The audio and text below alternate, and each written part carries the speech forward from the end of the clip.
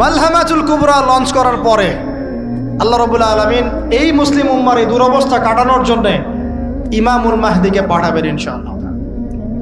কোত্থেকে আসবেন? নবীজি বলছে যখন দেখবে খোরাসান থেকে ব্ল্যাক ফ্ল্যাক্সগুলো বের হয়ে গেছে। এভাবে আসছে হাদিসে, বরফের উপরে সাঁতার কেটে হলেও তাদের সাথে যোগ দিও।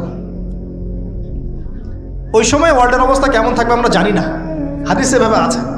নবীজি বলেছেন খোরাসান থেকে যে মুজাহিদিনরা বের হবেন তাদেরকে কোনো বাহিনী পরাস্ত করতে পারবে না, এমনকি তারা জেরুজালেম পর্যন্ত পৌঁছে ওটাকে জয় করবে। হাদিসে আসছে, কিছু করার নেই। হাদিস সহিহ না জয়ীফ না জাল, ওলামায়ে কেরামকে জিজ্ঞেস করে নি, এটা হাদিসে আছে, কিছু করার নেই। পৃথিবীর ভবিষ্যৎ লেখা হয়ে গেছে।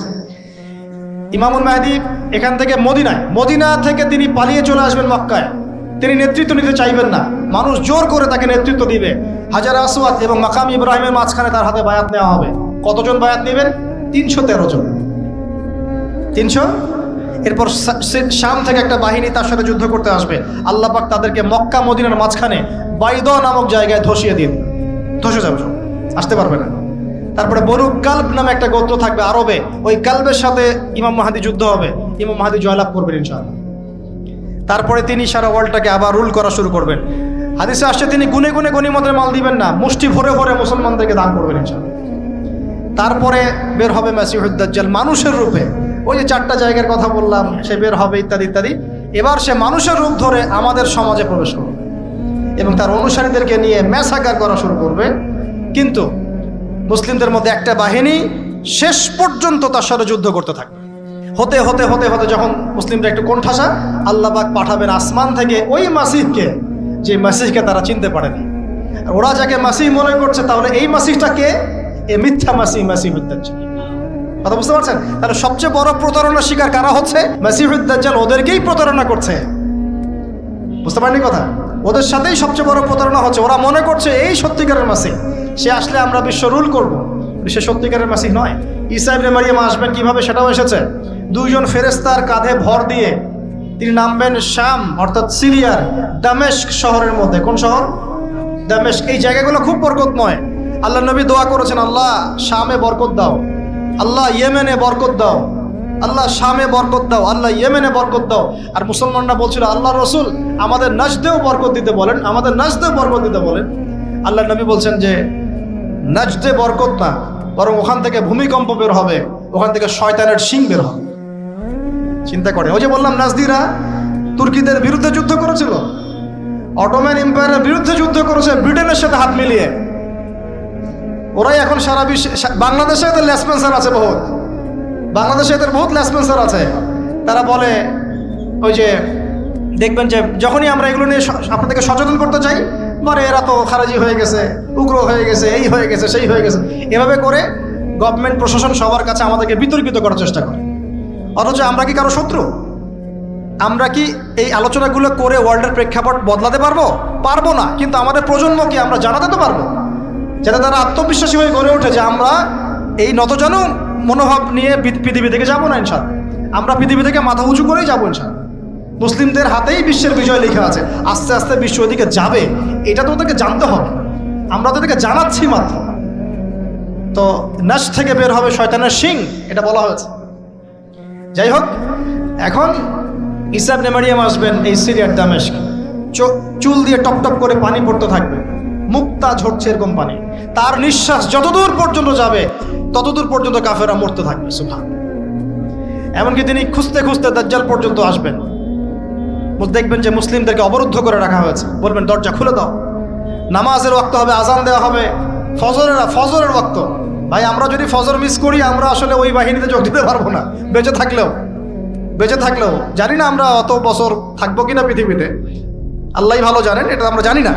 কিন্তু এই বিজয়ে সুবহে সাদিকের সময় লেখা আছে, আজান হয়ে যাবে, ইমামুল মাহদি তাকে বলবেন ইমামতি করুন আপনি। ঈসা ইবনে মারিয়াম বলবেন না, এই উম্মতের জন্য ইমামতির অধিকার দেওয়া হয়েছে। বলেন সুবহানাল্লাহ। তিনি ইমামতি করবেন না, বরং মুক্তাদি হবেন। দরজা খুলে দাও, নামাজ শেষে দরজা খুলে দেওয়া হবে। দাজ্জালকে খুঁজতে খুঁজতে খুঁজতে এই প্যালেস্টাইন, এই জেরুজালেমের বাবে লুদ নামক জায়গায় তিনি পৌঁছাবেন। সেখানে দেখবেন মাসিহুদ দাজ্জাল আছে। দাজ্জাল তাকে দেখার সাথে সাথেই লবণের মতো গলতে শুরু করবে। সেখানে তিনি তাকে হত্যা করবেন।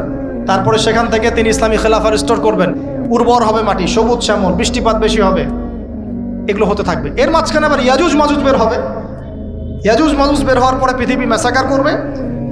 তারা এমনভাবে পৃথিবীতে ম্যাসাকার করবে যে ঈসা আলাইহিস সালাম এবং তার অনুসারীরা তুর পাহাড়ে গিয়ে লুকাবেন, আত্মগোপন করবেন, এবং তাবারিয়া হ্রদের পানি তারা খেয়ে ফেলবে। পরের দল এসে বলবে কোনো এক সময় মনে হয় এখানে পানি ছিল, মানে পানি সব খেয়ে সাবার করে ফেলবে। আর বুঝতে পারছেন? ঈসা আলাইহিস সালাম দোয়া করবেন, আল্লাহ এই আযাব থেকে আমাদেরকে তুমি বাঁচাও। আল্লাহ পাক তখন তাদের ঘাড়ের মধ্যে একটা ভাইরাস দিয়ে দিবেন, ভাইরাস, পোকা ভাইরাস। এক ভাইরাসের সব ইয়াজুজ আর মাজুজ শেষ। এরপরে পৃথিবীতে বৃষ্টি বর্ষণ শুরু হবে। আল্লাহ পাক কোথা থেকে জানি পাখি পাঠাবেন, ওই যে আবাবিল পাখি পাঠিয়েছিলেন না, এরকম কোথা থেকে পাখি পাঠাবেন বড় বড় নখওয়ালা।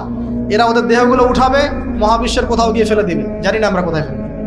এগুলো রূপকথা মনে হচ্ছে না অনেকের কাছে? এগুলো সত্য, হাদিসে আসছে, একটা শব্দ সত্য। এরপর 40 বছর এভাবে চলে যাবে, ঈসা আলাইহিস সালাম ইন্তেকাল হবে। তারপরে হাদিসে আসছে মানুষ আবারও খারাপ হওয়া শুরু করবে। এত খারাপ হবে, এত জঘন্য হবে যে আল্লাহ শব্দটা বলার মতো একটা মানুষ আর পৃথিবীতে থাকবে না।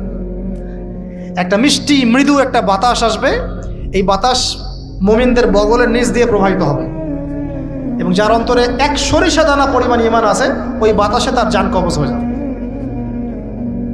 বাকি থাকবে সব এই যে গরু, ছাগল, হাঁস মুরগির মতো মানুষ, গবাদি পশু। আল্লাহ বলার মতো মানুষ নাই, রাস্তা মোড়ে মোড়ে জেনা করবে। এটা আরো অনেক পরের কথা, অনেক পরের কথা। আমরা ওই যুগ দেখতেও চাই না, বাঁচতেও চাই না ওই যুগে, তাই না ভাই? আল্লাহ পাক বলছেন এরপরে, আল্লাহ রাসূল সাল্লাল্লাহু আলাইহি ওয়াসাল্লাম বলছেন এরপরে একদিন সকালে হঠাৎ করে দেখবে কেনা বেচা করতে করতে, কথা বলতে বলতে, পানি পান করতে করতে, খাবার খেতে খেতে এই যে পশ্চিম দিক থেকে সূর্য উঠে গেছে। তার মানে কি ওই দিন কিয়ামত হয়ে যাবে, এবং এটা এত ফাস্ট হবে, এত দ্রুত হবে। আল্লাহ রাসূল সাল্লাল্লাহু আলাইহি ওয়াসাল্লাম বলেছেন যে কেউ বাসায় ফিরে যাবে, আহাল পরিবারের সাথে একটা দেখা করবে, এই সুযোগ পাবে একদম ইনস্ট্যান্ট ডেট। একটা বজ্রনীনাদ, প্রচণ্ড মানে শব্দ, এটাতে বিকট একটা শব্দে পুরো মহাবিশ্ব তোলপাড় সৃষ্টি হয়ে যাবে, একদম শেষ। এই হলো সিঙ্গার প্রথম ফুক, শেষ, সব ডেট। এই যে আমাদের এত বাহাদুরি, এত কিছু সব শেষ, মানে পৃথিবী আস্তে আস্তে ওর শেষের দিকে যাচ্ছে। এগুলো ভাই বিশ্বাস করেন, পৃথিবীর সমস্ত সংগঠন, জালেম, কাফের, ফাসেক, মুশরিক, মুনাফিক যা আছে পৃথিবীতে, একত্রিত হয়েও এই সত্যটাকে কেউ টলাতে পারবে না। আমরা সারা মুসলমানরা মিলেও যদি এই সত্যটাকে টলাতে যাই, পারবো না। মানে আস্তে আস্তে আলটিমেট গোল এটাই পৃথিবীর। এরপরে কিয়ামত, তারপরে তো আপনারা জানেন কি হচ্ছে। ফামান ইয়ামাল মিসকালা যাররাতিন খায়রান ইয়ারাহ, এক চুল পরিমাণ যদি ভালো কাজ কেউ করে থাকে তাকে সেটা দেখানো হবে। ওয়া মান ইয়ামাল মিসকালা যাররাতিন শাররান ইয়ারাহ, এক চুল পরিমাণ খারাপ কাজ আমরা কেউ করে থাকলে দেখানো হবে। তবে যারা লা ইলাহা ইল্লাল্লাহ এই তাওহীদের উপর থাকবে, যত বড় গুনাহ করুক না কেন আল্লাহ মাফ করে দিবেন ইনশাআল্লাহ, ইনশাআল্লাহ। কারণ আমাদের জন্য নবী সাল্লাল্লাহু আলাইহি ওয়াসাল্লাম সুপারিশ করবে। তাই বলে কি আমরা গুনাহ করতে থাকবো এখন? এটা নবী সাল্লাল্লাহু আলাইহি ওয়াসাল্লামের শান, তার মর্যাদা। আল্লাহ রাসূল সাল্লাল্লাহু আলাইহি ওয়াসাল্লাম এই কথা বলে গিয়েছেন যে কবিরা গুনাহগার মুসলমানদের জন্য আমি সুপারিশ করব। তাওহীদের উপর যারা থাকবে ইনশাআল্লাহ জান্নাত, শিরকে থাকলে, কুফরিতে থাকলে জাহান্নাম ছাড়া কোনো গতি নাই। এ হলো পৃথিবীর শেষ। আমরা তো জান্নাতে যেতে চাই কি চাই না ভাই? তাহলে এখন আমরা জানি যে এই অবস্থা কেন হচ্ছে। যখন মানুষের অস্ত্র ধরার সুযোগ থাকে না, তখন তার অস্ত্রই হচ্ছে অস্ত্র। অস্ত্র কি? মানে চোখের পানি, এটাই আপনার অস্ত্র। ইমাম শাফিঈ রাহিমাহুল্লাহ বলতেন যে তাহাজ্জুদের ওয়াক্ত, মানে যখন শেষ রাত চলে আসে, তাহাজ্জুদের ওয়াক্তে যে দোয়াগুলো করা হয়, এগুলো এমন এমন তীর বা এমন অস্ত্র যেটা কখনো ব্যর্থ হয় না। কে চিল্লাচিল্লি করছেন?